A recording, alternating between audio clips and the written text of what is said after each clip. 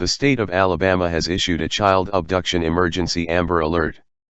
The Dothan Police Department and the Alabama Law Enforcement Agency asks for your assistance in locating Messiah Ezekiel Richards, black male, 2 months old. Messiah Richards was seen on April 13, 2022 at 11:30 a.m. wearing a white onesie with blue socks in the area of South Appletree in Dothan, Alabama, and is believed to be in extreme danger.